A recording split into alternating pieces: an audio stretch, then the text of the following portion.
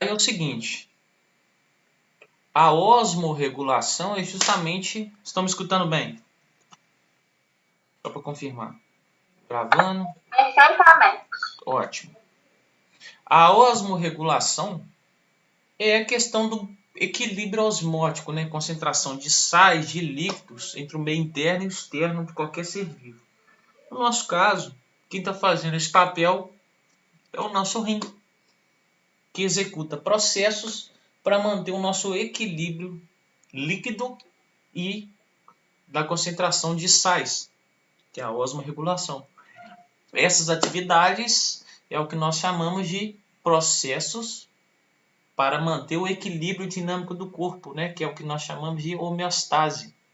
É um dos processos que mantém a homeostase, né? O equilíbrio dinâmico do corpo. A capacidade do organismo em manter as concentrações em valores ideais para o seu melhor funcionamento. Beleza? Agora vamos ver como é que funciona isso aí com os outros animais. Por exemplo, os peixes ósseos, né? Que os cartilaginosos, a excreta nitrogenada deles é diferente dos peixes ósseos, tá? Vou voltar aqui só para vocês verem. Cartilaginosos são os tubarões, a raia, essa turma aí, ó. Eles secretam ureia, tá? Enquanto o resto da turma fica por conta da amônia, aquela toxicona e tal. Aqui.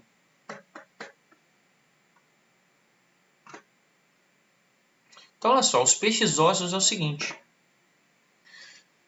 Você vai ter o cara que vive na água doce, você vai ter o cara que vive na água salgada.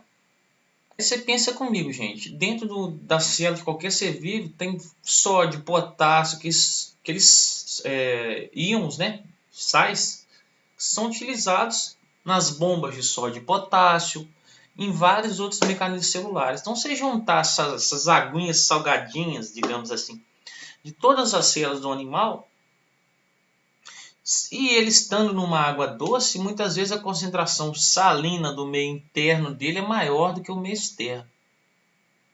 E aí, se eu tenho mais concentração salina do meio interno do que o meio externo, a tendência é a água ser sugada para dentro pela osmose. Correto? Alguma dúvida nisso? Não, Matheus. Então tá bom, se alguém tiver, é só falar. Então você pensa, ele tem uma alta concentração de sais, por natureza do corpo dele, viver dentro de uma água doce. Então a osmose faz a água entrar grandemente para dentro do seu corpo. Devido a essa grande entrada de água por osmose, esse peixe não vai beber água. E como ele não precisa beber água porque entra muita água por osmose, né, pelos próprios tecidos. E como ele não bebe água e tem água em abundância, ele naturalmente tem muita água para liberar substâncias para fora, tá? Então o que vai acontecer? A gente vai ter assim, um pequeno paradoxo, né? Paradoxo. Ih, rapaz, como é que é paradoxo? Apesar dele ter muita água em abundância, estar no ambiente aquático, tá? A urina que ele vai produzir vai ser muito pouca concentrada, muito pouco líquido, tá? E vamos entender o porquê. Porque é o seguinte, quando esse animal vai urinar, ele tem uma tendência a perder sódio pela urina. Então isso não é bom para ele. Então o que ele faz? Ele tem a entrada de água aqui pela osmose, balanceia o equilíbrio hídrico dele. A urina dele, ele não vai diluir ela em água, vai ficar pouco diluído em água. Por quê? Com isso ele vai evitar a perda de sódio em excesso, tá? E além disso,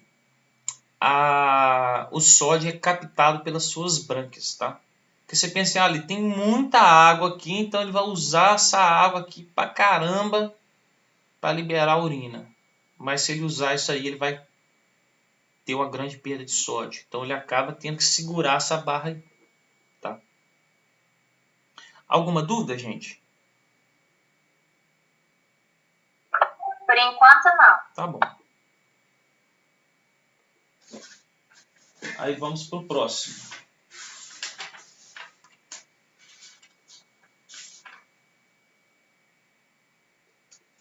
Espera aí, só ver um negócio.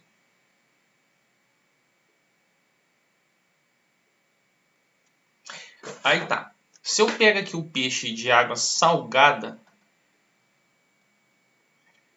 o que acontece? Apesar dele ter uma concentração de sal interna, ele vai ter ainda uma concentração de sal menor do que a do meio externo, que é a água do mar extremamente salgada. Então já vai ser o inverso. A tendência dele é perder líquidos corporais por osmose para fora. Então esse peixe ele já tem que beber água. Tá? Só que a água que ele bebe é uma água extremamente salgada, né? E aí o que acontece? Ele vai ficar perdendo água muito fácil, porque o meio externo é mais salgado, aí ele vai beber água para compensar, só que ele bebe uma água salgada. Então o que ele vai fazer, galera? O excesso de sal que vai vir, né? No caso, principalmente sódio, ele vai liberar esse excesso de sódio pelas suas brâncas, ao contrário do que o outro fazia. Tá? Como ele não tem muito sódio no ambiente, ele vai segurando o sódio dentro do organismo dele o máximo possível, ainda vai sugando de fora através das brâncas. E com isso ele vai eliminando pouca água. O da água salgada ele já vai perdendo água, então ele pega uma água extremamente salgada, cheia de sódios né, e cloro e tudo mais, tá? E aí ele vai liberando esses excessos pelas brâncas. E aí o que acontece? Ele também vai eliminar a sua urina, no caso, é a amônia que nós estamos falando desses animais aqui, tá? Com baixa quantidade de água também, ok? Só que aí o que acontece? E nesse caso desses animais aqui, a gente vai excretar, para eu não ter que usar a água para eliminar a amônia na urina, esse animal aqui nós vamos excretar a amônia aqui pelas brâncas também, tá? Porque se meu rim excreta com pouca água, não vai dar para eu trabalhar com a amônia nisso. Então eu vou eliminar a amônia por aqui, pelas brâncas, junto com sódio, com cloro e por aí vai, tá? E é o seguinte, cara, se você pegar um peixe de água, se você notar isso aqui, se você pegar um peixe de água salgada e jogar na água doce, ele entra em colapso, né? Porque o organismo dele está todo adaptado, ele tem uma concentração salina, ele tem todo um mecanismo, por exemplo, ele perde água, ele bebe água do ambiente, ele excreta sais pelas suas brâncas. Se você jogar na água salgada, isso tudo que ele está programado para funcionar, ó, se jogar na água doce, isso tudo que você está programado para funcionar, vai estar em um cenário totalmente invertido, né? Ele vai ter uma grande entrada de água, tá? Ele já não vai beber água. E tipo assim, as brâncas deles não vai estar adaptadas a sugar o sódio do meio externo para o meio interno. Então isso aí vai desbalancear o seu sistema excretor e aí o peixe vai entrar em colapso. Diferente de animais como o salmão, por exemplo, o salmão, por exemplo, quando ele vai fazer sua processo de desova, ele sai do mar, migra para água doce e aí ele é total flex, saca? Ele consegue fazer a osmorregulação no ambiente hídrico e no ambiente de água doce, ó, no ambiente de água salgada e no ambiente de água doce, porque ele vai subindo o rio para fazer o seu cruzamento da sua desova lá na água doce, depois ele volta para o mar, tá? Ô, gente, alguém tem alguma dúvida aí? Por enquanto, tá de boa. Tá de boa? Então tá bom.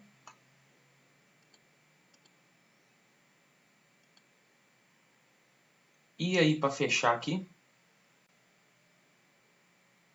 Os peixes cartilaginosos, no caso igual o tubarão, eles não trabalham com amônia igual os outros dois peixes, eles trabalham com ureia. E como que ele funciona?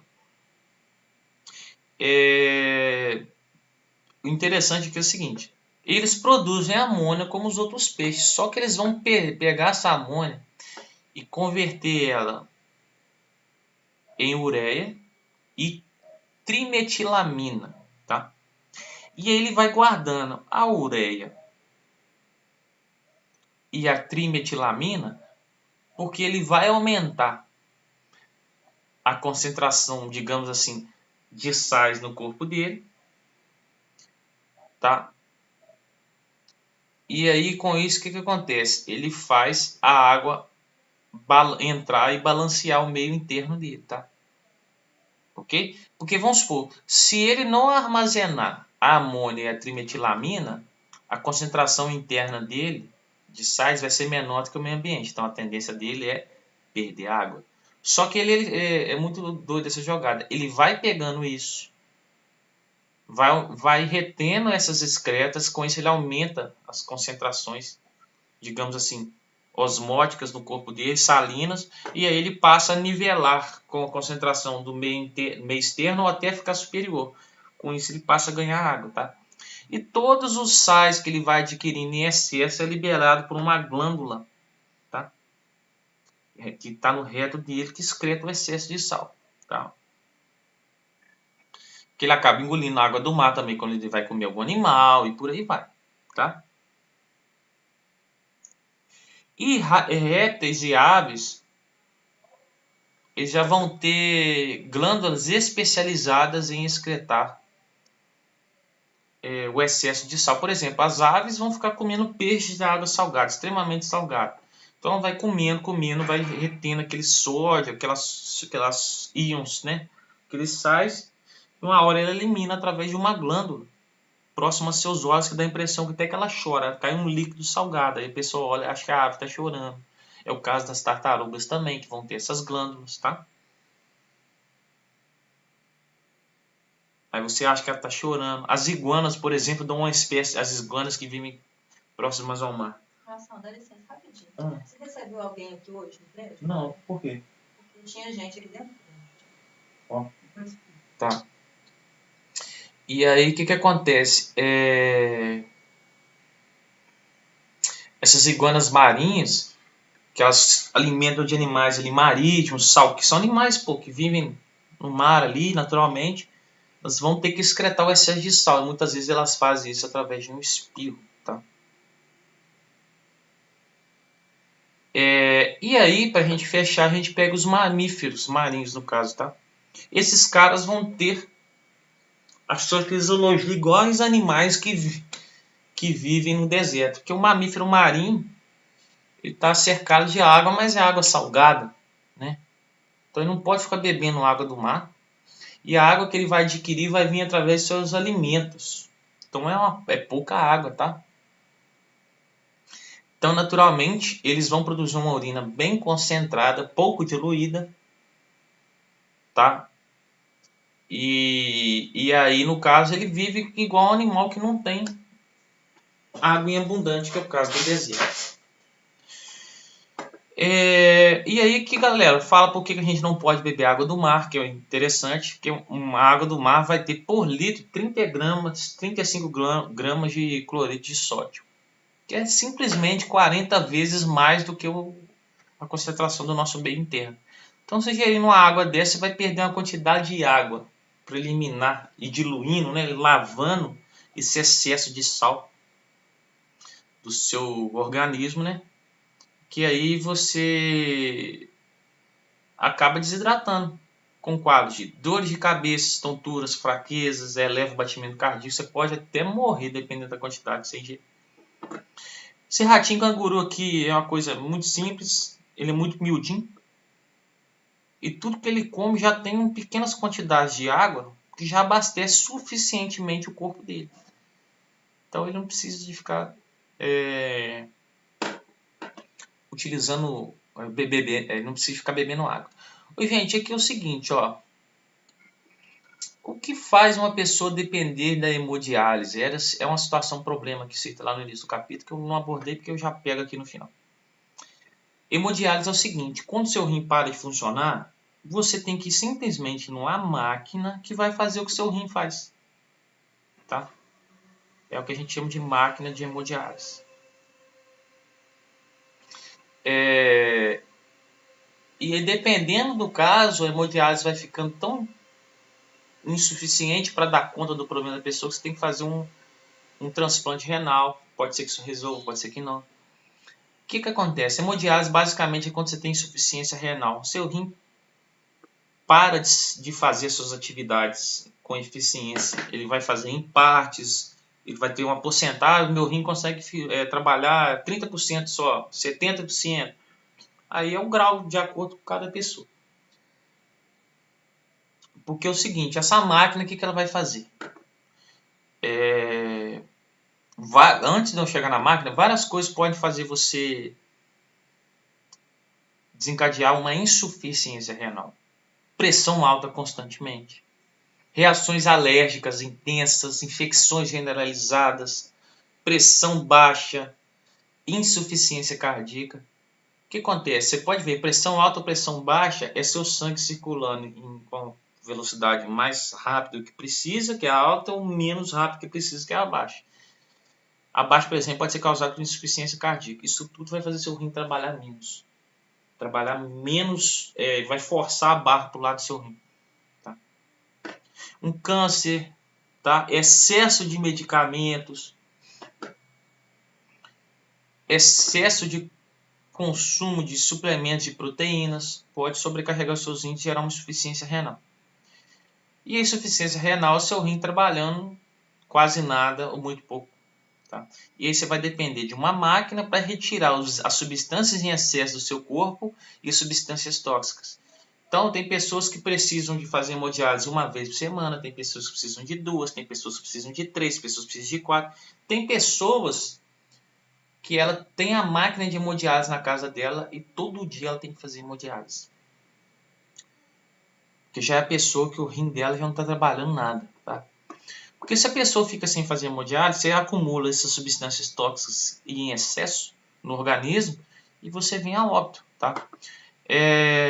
Uma pessoa, por exemplo, ela vai chegar na máquina, ela se instala, é instalado no braço dela, catéteres como se fossem 2 caninhos ali ligados às veias. Porque na hora que ela chegar na máquina, você já liga aqui diretamente no braço. Você não vai ficar tendo que furar toda vez, tá? Então você instala como se fosse uma ligação ali no seu braço entre as veias e umas saídas para você conectar a máquina. Olha que doideira. E aí, ó, esse sangue é sugado daqui. Você vai ter uma bombinha bombeando. Você coloca heparina, que é o anticoagulante, para não deixar seu sangue coagular aqui no caminho. Para ficar líquido, fluido. Aqui faz um processo de filtração. Tá? E aí o que vai acontecer? Que você vai ter um processo de retirada do ar, né? E aí depois esse sangue filtrado volta para o seu corpo. Tá? E é basicamente isso. O sangue vai entrar. Aí é por aqui nesse processo de filtragem, tá? Entra um líquido que se usa aqui para fazer a filtragem limpo, sai sujo e seu sangue, né, mais filtrado vai voltar para o seu corpo, tá? Normalmente esse processo todo pode demorar 4 horas, cara. Então você vai, imagina, você tem que 3 vezes por semana parar no hospital, ficar 4 horas sentado numa máquina, vendo a TVzinha, esperando seu sangue rodar. De 2, 3 a 4 horas, tá? Então é muito complicado isso aí. Então é isso aí, pessoal. Aí, galera, é o seguinte. Eu vou... Deixa eu ver aqui. Passar umas questões para a gente fazer agora aqui, uma vez, durante o nosso período de aula. Eu tenho as marcadas.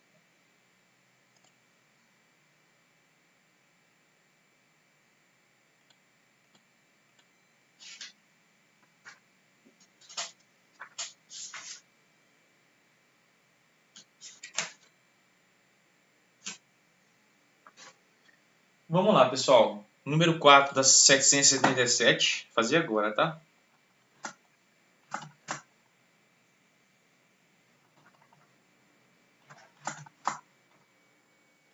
Não, 777, número 4.